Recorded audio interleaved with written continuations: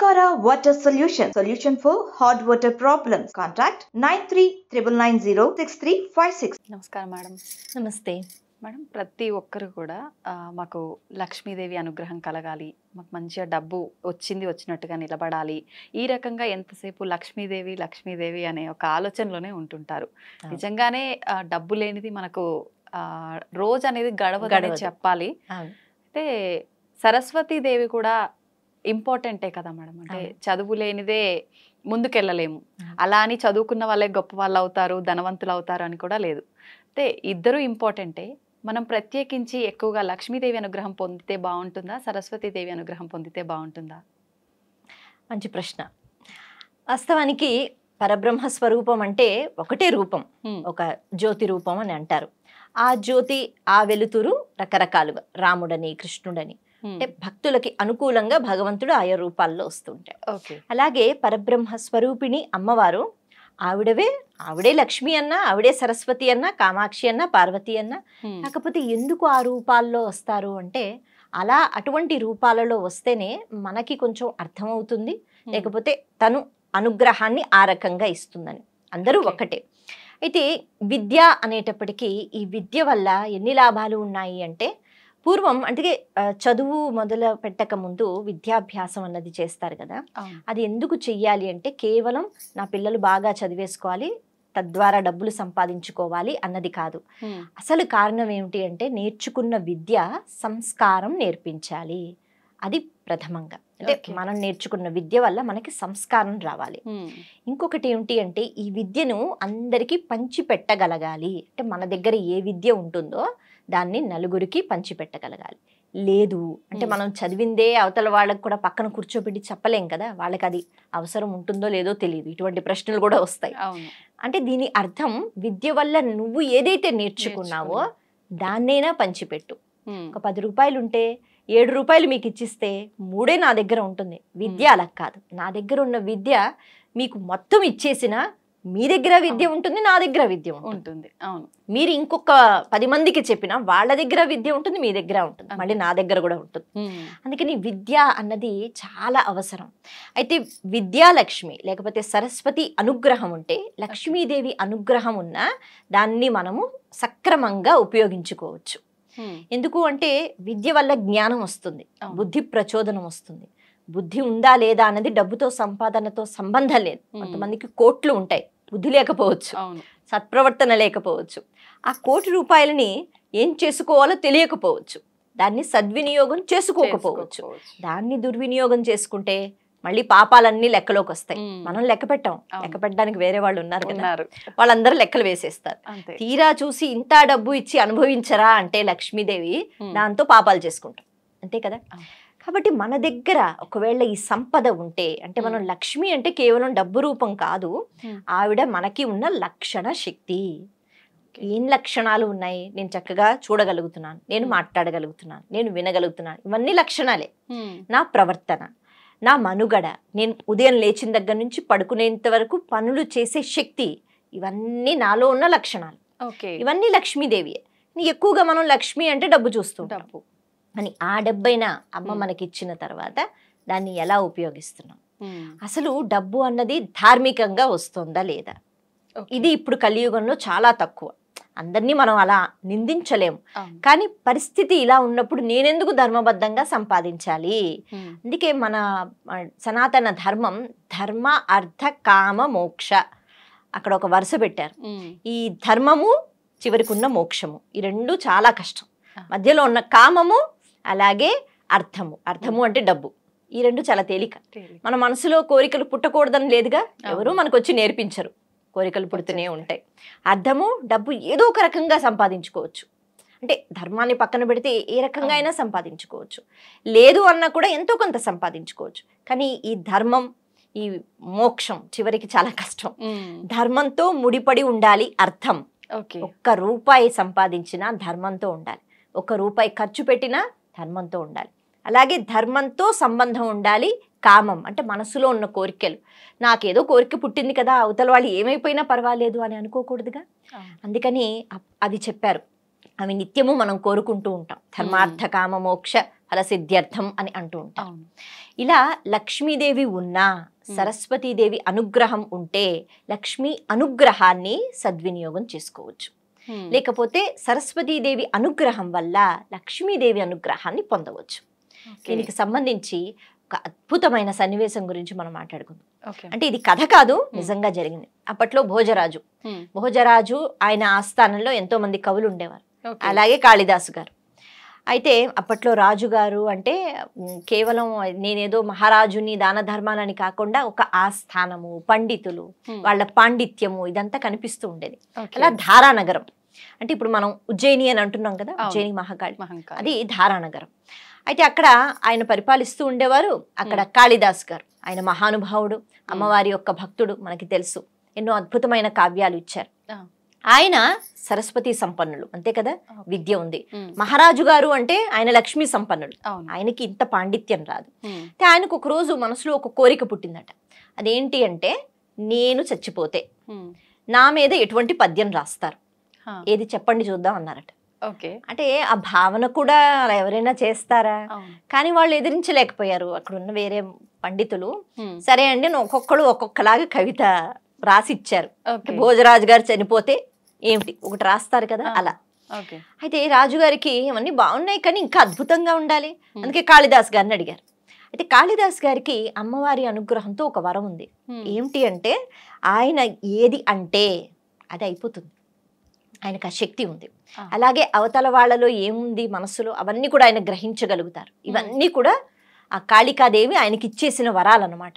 కానీ దాన్ని ఎప్పుడు ఆయన దుర్వినియోగం చేసుకోలేదు, ఆయన ఎప్పుడు సద్వినియోగమే చేసుకున్నారు. అయితే ఇప్పుడు కాళిదాసుని అడిగితే, కాళిదాసు భోజరాజు గారు మిత్రుల్లా ఉంటూ ఉండేవారు. అంటే ఒక రాజు ఆ స్థానంలో ఒక పండితుడు, కవి అని కాదు, మిత్రులుగా ఉంటూ ఉండేవారు. కాళిదాస్ గారు అన్నారు, అసలు నేను కవిత రాయాలంటే, ఇప్పుడు మీరు వర్షం గురించి రాయి అంటే నేను ఊహించాలి, వర్షం పడుతోంది, చాలా చల్లగా ఉంది, ఆనందంగా చినుకులు వచ్చి నా మీద పడ్డ, ఈ భావన ఉండాలి కదా, అప్పుడే కవిత చాలా అందంగా ఉంటుంది. కాళిదాస్ అంటారు, ఇప్పుడు మీరు చనిపోయారు అని ఊహ నేను చెయ్యాలి కదా, లేకపోతే నేను ఎలా రాస్తాను, ఆ ఊహ కూడా భయంకరం, అది శుభం కాదు, కాబట్టి నేను చెయ్యను. ఒకవేళ నేను అలా చేస్తే ఆయనకు తెలుసు అది నిజమైపోతుంది కదా, ఇప్పుడు ఇప్పుడు అలాంటి కోరికలు ఎందుకు, ఆయన నేను రాయనన్నారు, నేను చెప్పనన్నారు. సరే మహారాజు గారు అలిగారు 2-3 రోజులు. లేదు, నువ్వు ఎలాగైనా చెప్పాల్సింది. దీనికి ఏమిటంటే పౌరుషము, కోపము వచ్చేస్తోంది రాజుగారికి. నేను చెప్తే నువ్వు వినవా, నేను ఎవరు అనుకుంటున్నావు, నేను రాజు, ఎందుకు వచ్చింది ఈ అహంకారం, ఎందుకంటే ఆయన లక్ష్మీ సంపన్నులు కదా, ఆయన ఏది చెప్తే అది వినాలి. కారణం ఏమిటంటే ఆయన మహారాజు. కానీ ఇక్కడ విద్య ఉన్న సరస్వతీదేవి అనుగ్రహం ఉన్న కాళిదాస్ గారు నేను చెప్పను అన్నారు. సరే నువ్వు చెప్పకపోతే నేను శిరచ్ఛేదనం, అంటే అప్పట్లో శిక్షలు అలాగే ఉండేవి కదా, నచ్చకపోతే చెరసాల్లో వేసేయండి, చంపేయండి అంటూ ఉండేవారు. సరే మీరు ఏం చేసినా పర్వాలేదు, నేను మాత్రం చెప్పనన్నారు. ఆ మొండితనం ఎలా ఎక్కువైపోయిందంటే రాజుగారికి కోపం వచ్చేసింది. సరే నేను నిన్ను ఎలాగో చంపలేను, రాజ్య బహిష్కరణ, వెళ్ళిపో, నువ్వు నాకు ఇంకా కనపడదు. కాళిదాస్ గారు వెళ్ళిపోయారు, ఆజ్ఞ పాటించారు. కొన్నాళ్ళు అయింది, ఆ తర్వాత ఈ మిత్రుడు అనే భావన ఎక్కువైంది. కాబట్టి అయ్యో నేను అనవసరంగా ఏదో మూర్ఖత్వంతో మాట్లాడాను, నా మిత్రుడు నాకు కావాలని అనుకున్నారు భోజరాజు గారు. సరే అని వెతకండ్రా అని అందరిని పంపించారు. అందరూ వెతుకుతున్నారు, కాళిదాస్ గారు ఎక్కడ కనిపించలేదు. అంటే కాళిదాస్ గారు వేరే ఏదో అక్కడే ఆ ప్రదేశంలో ఏదో ఊర్లో అడవిలో ఒక ఆశ్రమంలో పెట్టుకుని ఆయన అక్కడ కూర్చున్నారు. అంటే ఎంత ఇష్టం అంటే కాళిదాస్ అంటే, ఈయన కూడా మారు వేషం ధరించి వెతుకుతున్నారంట. అందరూ వెతుకుతున్నారు, ఈయన కూడా వెతుకుతున్నారు. వెతుకుతూ ఉంటే ఒక స్థలంలో కాళిదాస్ గారు కనిపించారు. అయితే భోజరాజు గారు మారు వేషాలంటే అప్పుడు వేరేగా వేసుకునేవారు కదా, ఆయనే రాజు అని పాపం ఆయనకి తెలియదు. ఆయన వచ్చి పక్కన కూర్చున్నారు.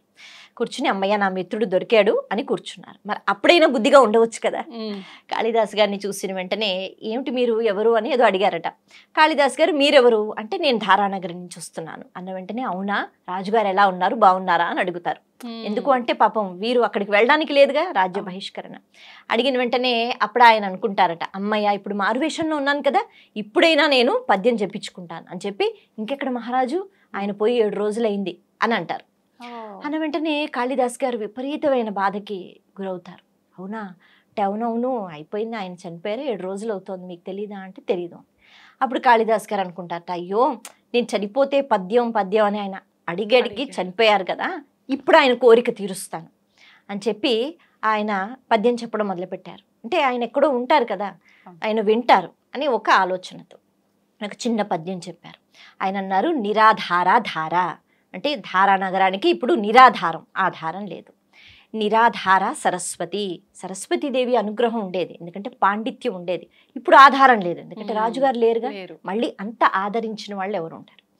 పండితా ఖండితాశ్చైవ అన్నారు, అంటే పండితులు ఇక లేరు, అయిపోయింది. ఖండనం అంటే అంత అయిపోయింది, ఇంకా అంతమంది పండితులు మళ్ళీ ఉండరు. భోజరాజ దివంగత అంటూ బాధపడుతున్నారు. అయిపోయింది, భోజరాజు గారు పోయారు. అన్న వెంటనే ఎదురుగా ఉన్న భోజరాజు గారిగా ఆయన మరణించారు. ఎందుకంటే కాళిదాస్ గారికి ఆ వరం ఉందిగా, ఆయన ఏదంటే అది అయిపోతుంది. ఏది జరగకూడదని అనుకున్నారో ఇప్పుడు అదే జరిగిందిగా, భోజరాజు గారు చనిపోయారు. అలా ఎదురుగా వ్యక్తి పడిపోయిన వెంటనే అప్పుడు అనుకున్నారు కాళిదాస్ గారు, అయ్యో ఎంత పని చేశాను, ఏది చెయ్యకూడదు అనుకుని వచ్చానో, అంటే ఎదురుగా ఉన్నది భోజరాజా, మారువేషంలో వచ్చారా. చాలా బాధపడిపోతారు. సరస్వతీదేవిని ప్రార్థిస్తారు, తల్లి నాకు వాక్ ఇచ్చావు, కానీ నా వాక్కు వల్ల ఈరోజు ఈ పని జరిగింది ఏంటి, దానికి ఇష్టం లేదు కదా, మరి ఇలా ఎందుకు చేసావు తల్లి, మరణం అన్నది అందరికీ వస్తుంది, కాబట్టి ఇలా నా వాక్కు ద్వారా అని ఆయన తట్టుకోలేక సరస్వతీదేవి ఆరాధన చేస్తారు. సరస్వతీదేవి మురిసిపోయి అంటుందట, సరే ఇప్పుడు చెప్పావు కదా పద్యం, దాన్ని కొద్దిగా మార్చి చెప్పు, చెప్తే అప్పుడు నేను భోజరాజు గారిని బ్రతికిస్తాను కొద్దిసేపు నీ కోసం అంటారు. అంటే ఆయన నిరాధార ధార అన్నారు కదా, ఇప్పుడు సదాధార ధార అన్నారు వెంటనే.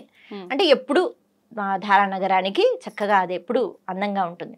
అలాగే నిరాళంబా సరస్వతి, ఎప్పుడు కూడా సరస్వతీదేవి అనుగ్రహం అక్కడ ఉంటుంది. పండితా ఖండితాశ్చైవ అన్నారు కదా, ఇప్పుడు కొద్దిగా మార్చి మండితాశ్చైవ అన్నారు, అంటే మండుతూ ఉండడం, అంటే ఎప్పుడు ప్రకాశిస్తూ ఉంటారు. భోజరాజ భూమిం గతః అన్నారు, దివంగత మార్చి భూమిం గత, భూమి మీదే ఉన్నారు అన్న వెంటనే సరస్వతీదేవి తథాస్తు అంది. ఆయన అలా లేచి కూర్చున్నాడు.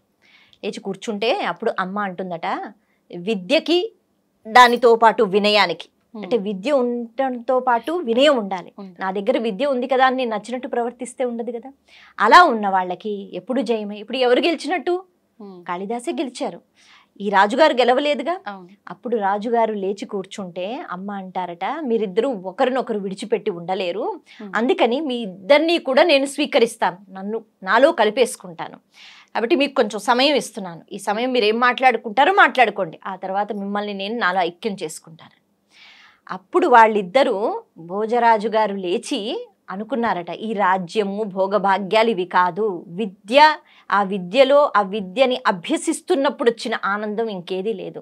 అందుకే కాళిదాస ఏ రామాయణము ఇంకేదో చెప్పు, ఏవో పద్యాలు చెప్పు. ఆయనకి అర్థమవుతుంది ఆయన మూర్ఖత్వం వల్ల ఏమైందో, ఆయన వల్లే కదా ఆయన పరిస్థితి అలా అయిపోయింది. కాబట్టి ఇప్పుడు దీన్ని విడిచిపెట్టి కొన్ని పద్యాలు అవి చెప్పు, చక్కగా వింటూ తరించిపోదాం అంటే కాళిదాసు గారు రామాయణానికి సంబంధించి కొన్ని శ్లోకాలు పద్యాలు చెప్తూ ఉంటే ఆఖరి సమయాన్న వాళ్ళు అలా సద్వినియోగం చేసుకుంటూ అమ్మవారిలో కలిసిపోయారు. ఇది ఒక కథ కాదు, ఇది నిజంగా జరిగిన విషయం. కాబట్టి విద్యకు ఉన్న శక్తి ఎంత అని ప్రశ్నించటానికి లేదు, విద్య ఉన్న వాళ్ళ జోలికి వెళ్ళకూడదు. అలాంటి వాళ్ళు కూడా వినయంతో ఉంటేనే వాళ్ళ దగ్గర ఉన్న శక్తి పనికొస్తుంది, వాళ్ళ కోసం అవతల వాళ్ళ కోసం. విద్యాశక్తి సరస్వతీదేవి యొక్క శక్తి వల్ల లక్ష్మీ అనుగ్రహం ఉన్న దాన్ని ఎలా సద్వినియోగం చేసుకోవాలి అన్నది అర్థమవుతుంది. ఇంపార్టెంట్ కూడా అంతే కదమ్మా. అంతే. థ్యాంక్ యూ అమ్మా, థ్యాంక్ యూ వెరీ మచ్.